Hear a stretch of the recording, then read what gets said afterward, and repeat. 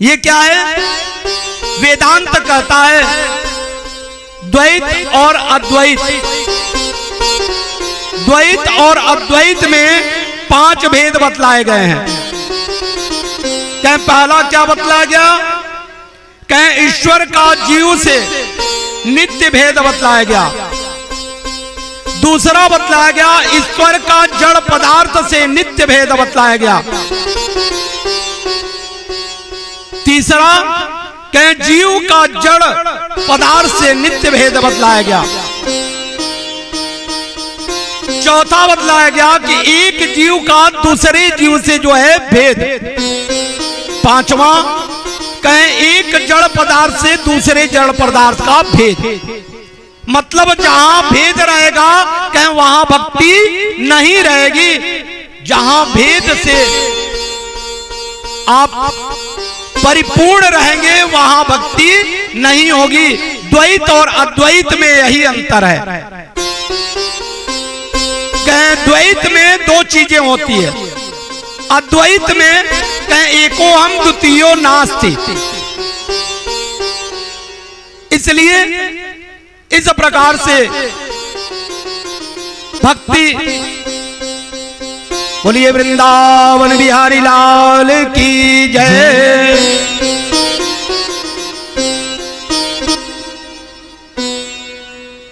हमारे मिर्जापुर के संगीत में, गायन में महारत हासिल किए हुए हैं मंटू मिश्रा जी। कहते हैं कि भक्ति के बारे में निरूपण किया सुखदेव जी महाराज। उसके बाद कहते हैं सिद्धियों के बारे में भी बतलाया। सिद्धियां किस प्रकार से प्राप्त की जाती हैं, तो सिद्धियों का क्या लक्षण है, कब आपको ये लग सकता है कि सिद्धियां हमको प्राप्त हो गई हैं। जिस प्रकार से हम लोग हनुमान चालीसा पढ़ते हैं उसमें भी कहा है अष्ट सिद्धि नवनिधि के दाता, है ना। जिस प्रकार से हनुमान जी महाराज को अष्ट सिद्धि प्राप्त था, तो कहते हैं उन अष्ट सिद्धियों में सबसे पहली सिद्धि जो बतलाया गया हनुमान जी महाराज के लिए, क्या पहला अणिमा। अष्ट सिद्धियों में पहली सिद्धि है अणिमा, महिमा तथा गरिमा, लधिमा और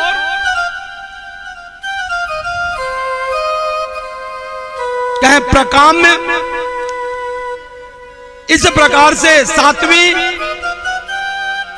ईश्वत और 8वां जो है वशीवत। इन सब का लक्षण क्या है? कहें अणिमा का लक्षण होता है, ये 8 सिद्धियां हनुमान जी के पास थी, इसके लक्षण क्या है? कहें अणिमा का अर्थ होता है अणु के समान हो जाना। जिस समय आप साधना करके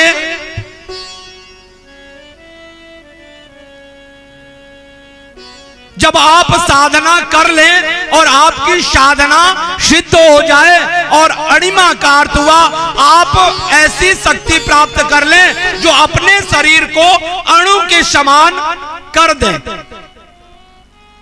अणिमा जो साधना है उसको कहा जाता है जब आप इतनी शक्ति प्राप्त कर लें कि अपने शरीर को सूक्ष्म में सूक्ष्म करके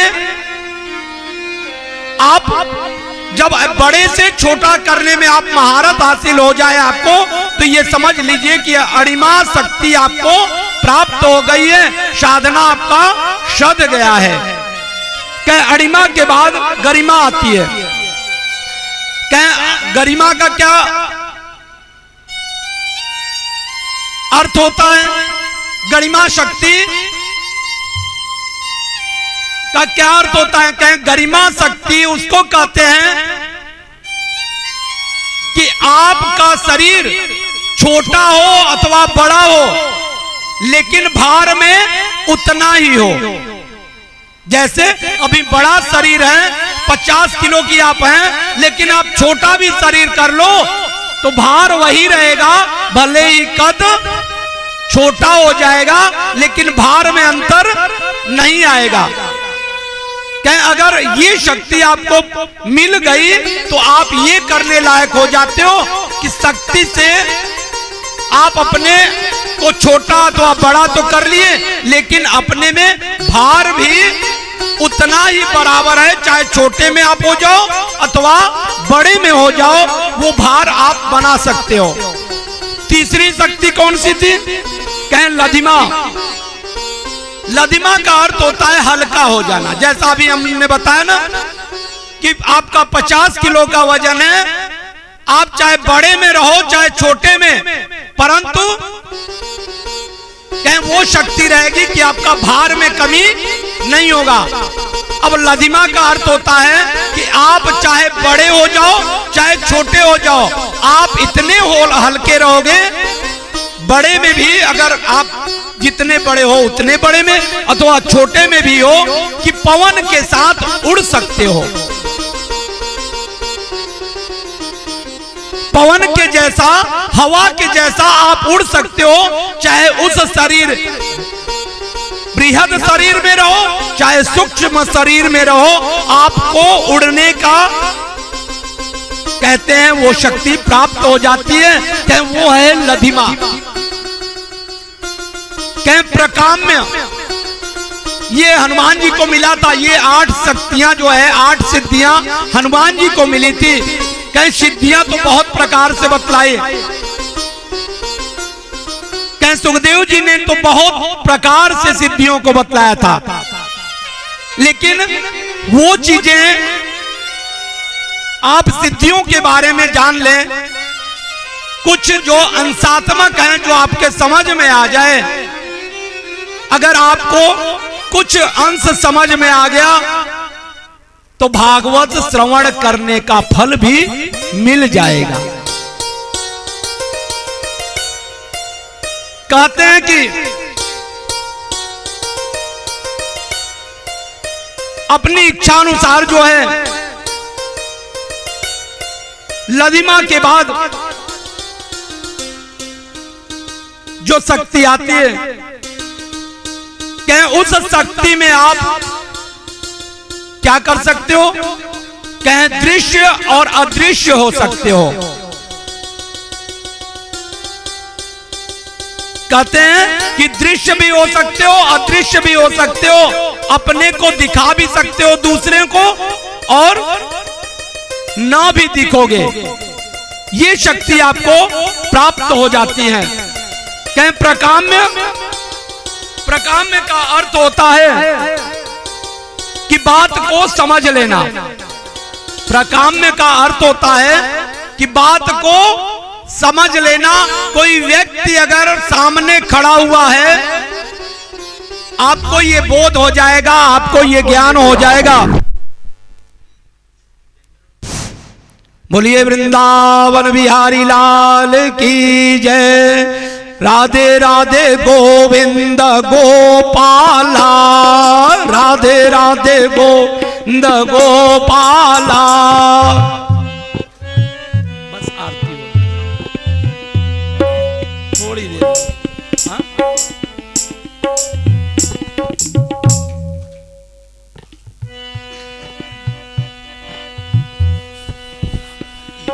हाँ ना ना बस विश्राम कर, हवन हवन कर। हाँ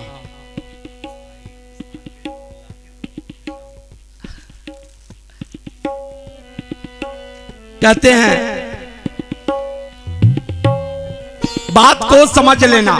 प्रकाम्य का अर्थ होता है बात को समझ लेना। इसका अर्थ हुआ कि आपके सामने कोई व्यक्ति है, लेकिन वह अपने बात को आपके सामने दर्शा नहीं पा रहा है अथवा दर्शाना नहीं चाहता, फिर भी आप उसके, चाहे आप सोच रही हो अथवा नहीं सोच रही हो, आपकी कल्पना में है अथवा नहीं है, फिर भी हमें यह ज्ञान हो जाएगा कि आपका सोच क्या है, आपकी कल्पना में क्या है। इसको कहते हैं प्रकाम्य शक्ति, कहते हैं ईशत शक्ति। ईशत शक्ति यह है कि ईश्वर के तरफ प्राप्त हो जाना, ईश्वर की तरफ प्राप्त हो जाना। इसका अर्थ होता है कि भगवान की उपाधि से वो आपको प्राप्त किया जाता है। कहें जो बहुत सी सिद्धियों को प्राप्त करके भगवान की सिद्धियों में या सिद्धि ईशत शक्ति को प्राप्त कर लेते हैं, वो जिस प्रकार से परमात्मा होता है उसी प्रकार से परमात्मा के ही तरह आपको प्राप्त हो जाता है। आप देव स्वरूप हो जाते हैं। जब देव स्वरूप हो जाते हैं तो कहीं भी आ जा सकते हैं, कहीं भी आपको कुछ भी कर सकते हैं, लेकिन कहें उसकी भी सीमा बधी हुई है। कहते हैं वशित्व शक्ति। वशित्व शक्ति क्या है? क्या आठवीं शक्ति वशित्व शक्ति है। ये शक्ति अगर प्राप्त हो जाती है तो कहते हैं किसी भी मनुष्य को वश में कर लेने की शक्ति यही है, आठवीं शक्ति। कहते हैं कि किसी भी व्यक्ति को आसक्ति हो जाए अथवा न हो जाए, आपके वश में हो जाएगा। ये इस प्रकार से यह आठवीं शक्ति के बारे में सुखदेव जी ने बतलाया। उसके बाद सिद्धियों के बाद भगवान ने आत्म निरूपण करवाया।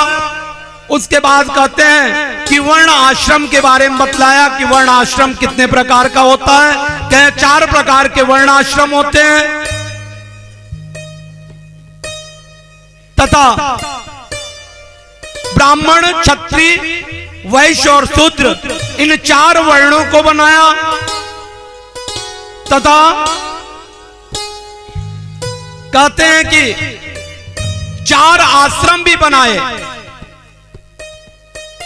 सर्वप्रथम मनुष्य की गणना अगर आयु से की जाती है तो हम लोग 100 वर्ष की अगर वह आयु, निम्नतम आयु अगर किया जाता है कि 100 वर्ष मनुष्य जिएगा तो उसका 4 परिमाप बना लेते हैं, मतलब 25-25 वर्षों का आप मान लीजिए। वर्ण आश्रम जो बनाया गया, उसके बाद वानप्रस्थ और सन्यास के बारे में बतलाया गया। क्या सबसे पहला आश्रमों के जब बारे में बतलाया गया तो 4 आश्रम भी बतलाया गया। कहते हैं कि अपने इंद्रियों को वश में करने की सबसे पहले जब आप बाल्यावस्था से 25 वर्ष तक जोड़ लीजिए, तब आप क्या करेंगे? कहते हैं उस समय आप यज्ञोपवीत धारण करके अपनी शक्तियों को एकत्रित करेंगे। जब तक आपका यह अध्ययन चल रहा है तब तक आप किस प्रकार से रहेंगे? बाल्यावस्था में बतलाया गया। कहते हैं कि दूसरा 25 से 50 वर्ष तक जब जाएंगे आप तो गृहस्थ आश्रम में आएंगे।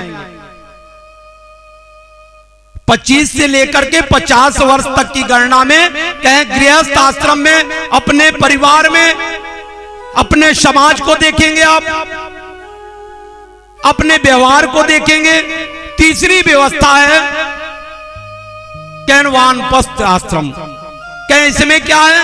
क्या इसमें हमको तीर्थ करना चाहिए, देवालय में जाना चाहिए, आदत में भगवान के गुणों का गान करना चाहिए, अपनी आदत बनाना चाहिए। क्यों? क्योंकि उसके बाद का कार्य है आपका सन्यास। तो कह सन्यास लेने से पहले ये आदत बनी रहेगी तो आपको तकलीफ नहीं मिलेगी।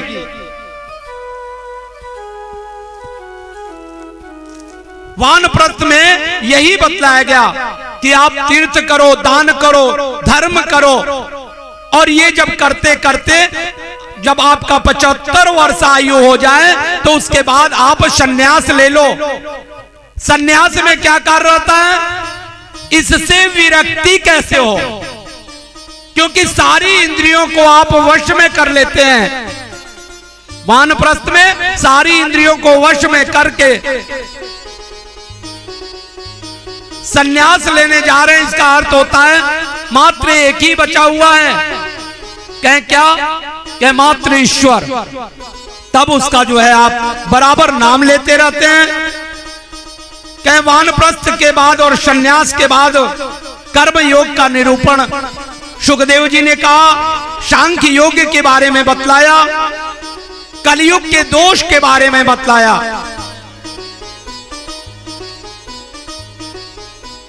कहते हैं कि कलयुग के दोष क्या हैं?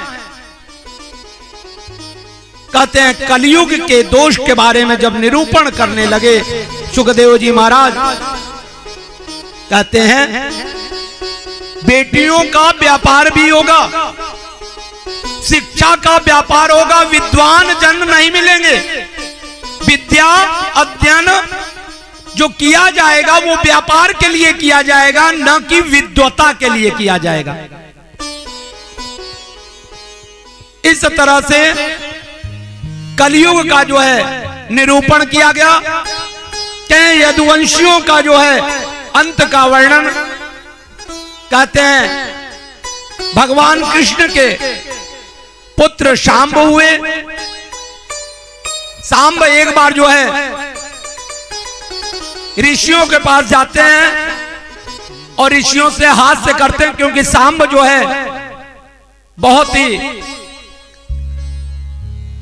कहा जाता है कि ऋषियों का असम्मान करना, किसी की बात को नहीं मानना, भगवान कृष्ण की बात को भी न मानना,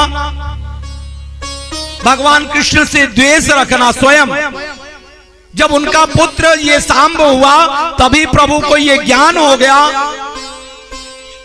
कि अब मेरा समय आने वाला है जो कि मैं जाने वाला हूं।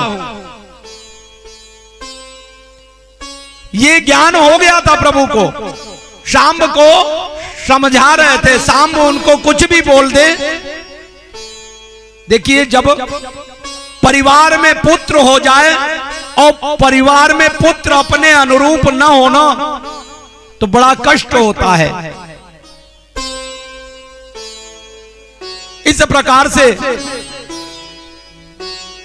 कहते हैं शांब ने जो है ऋषियों का अपमान किया। ऋषियों से जाकर के पूछता है, एक बार वह शांब कहते हैं नारी का वेश धारण करके ऋषियों के पास जाता है। कहता ये बताओ मेरे पेट में क्या, गर्भ में क्या है? ऋषियों ने ध्यान किया तो उनको समझ में आ गया ये शांब है और हम लोगों से हास्य कर रहा है। उन्होंने कहा कि तुम इस प्रकार से कर रहे हो, जाओ तुम्हारे गर्भ में मूषल उत्पन्न होगा। जब ऐसा ज्ञान हुआ वसुदेव को और प्रहलाद भगवान कृष्ण और बलराम को, उन्होंने क्या किया कि उसके गर्भ से जो है मूषल की उत्पत्ति हुई। भगवान ने उसको तोड़वा करके और खूब कहें एकदम जैसे कि कर्ण होता है उतना बड़ा करके समुद्र में डलवा दिया। ये सोचा कि न रहेगा और न किसी का अंत होगा। ऋषि का श्राप है कि इसी से तुम्हारे यदुवंशियों का नाश होगा। उसको जो है समुद्र में फेंकवाया। समुद्र में वह जब गिरा तो एक मछली जो है उसको खा गई। एक मछुआरा मछली को पकड़ा और मछली को ले आया। एक बहेलिया था उसको बेचा। बहेलिया ने देखा कि ये तो बड़ा अच्छा है, उसी का जो है कहते बाण बनाया और उसको जो है तीर के आगे लगाया। अब भगवान उस समय बट वृक्ष के नीचे जो है आनंद से शयन कर रहे थे। उसको लगा कि ये हिरण का आंख दिख रहा है। भगवान के पैर जो थे उसको लगा कि हिरण का आंख दिख रहा है, उसने बाण चलाया और प्रभु को जो है पैर में लगा। मालूम है क्यों? प्रभु का इतना शरीर ठोस था, इतना मजबूत था कि उनको मारने वाला कोई था नहीं। लेकिन पैर, प्रभु ने पहले ही बताया था, बर्बरीक से कहा था ना, हे बर्बरीक ये तुम्हारा जो बाण है, जब प्रभु एक पत्ता जो है दबा लेते हैं उस समय तीर आकर के पैर पर जो है नाचने लगता है। बर्बरीक कहता है कि ये प्रभु ये आप पैर हटा लीजिए वरना ये बाण जो है छेदन करते हुए चली जाएगी। प्रभु ने कहा देखते हैं तुम्हारा बाण कितना ताकतवर है, तुम्हारे बाण में कितनी शक्ति है। प्रभु ने कुछ देर तक ऐसे ही लगाए रखा, बाण जो है छेदन नहीं कर सका। तब बर्बरीक हाथ जोड़ करके कहता है कि हे प्रभु आप स्वयं नारायण हो, आप सब चीज कर सकते हो। प्रभु ने कहा हाँ मैं ही सब चीज कर सकता हूं। अब जो है हे बर्बरीक ये जो मैं किया हूं ना, इससे मेरा पैर जो है ये कमजोर हो गया है और इसी से मेरा अंत भी होगा। ये पहले ही बर्बरीक को भगवान ने बतला दिया था।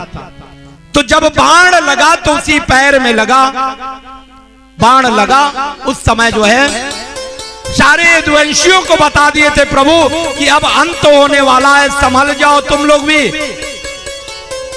इस प्रकार से जब बाण लगा प्रभु अपने परम धाम को गए। कहते हैं राजा परीक्षित कथा को श्रवण कर रहे थे, उधर जो है उनको श्राप मिला ही था कि 7वें दिन आपकी मृत्यु होगी। वृथा न हो देव ऋषि वाणी, इस कारण से चाहे देवता हो चाहे ऋषि लोग हो संत हो, वो वाणी को वृथा नहीं होने देते, इसलिए उस क्रम को जरूर पूरा करते हैं। कहते हैं कि राजा परीक्षित तो स्वयं इतने जो है तपस्वी थे कि स्वयं अपने शरीर को जो है परमात्मा में लगा दिए। लेकिन जन जन को लगा कि नहीं, तक्षक सर्प के कारण काटने से उनकी मृत्यु हुई है, लेकिन वो तो स्वयं परमात्मा में लीन हो गए थे। इस कारण उनके पुत्र जन्मेजय वगैरह थे, उन्होंने सर्प यज्ञ किया था कि हमारे पिता की मृत्यु एक सर्प से हुई है। उन्होंने सर्प यज्ञ किया और सर्प यज्ञ करके सारे सर्पों का जो है यज्ञ करके हवन में डालना प्रारंभ कर दिया। जैसे हम लोग आहुति डालते हैं उसी प्रकार से उन्होंने सर्पों का आहुति देना प्रारंभ कर दिया। लेकिन वह सर्प नहीं आया जिसकी कामना कर रहे थे जन्मेजय वगैरह। और जब फिर से जन्मेजय के कहने पर ऋषियों ने अपना मंत्र पढ़ना प्रारंभ किया तो तक्षक सर्प इंद्र का इंद्रासन लेकर के इंद्र के इंद्रासन सहित जो है नीचे उतरने लगा। सभी हाहाकार हो मच गया, देवता लोग हाहाकार करने लगे कि इंद्र जो है अगर नष्ट हो जाएगा तो संसार नष्ट हो जाएगा, सारा चीज जो है। इस प्रकार जन्मेजय को समझाया गया और जन्मेजय को समझा करके भगवान आशीर्वाद प्रदान किए, उसको यज्ञ की पूर्णता किए। कहते हैं कि भगवान मार्कंडेय द्वारा एक नर और नारायण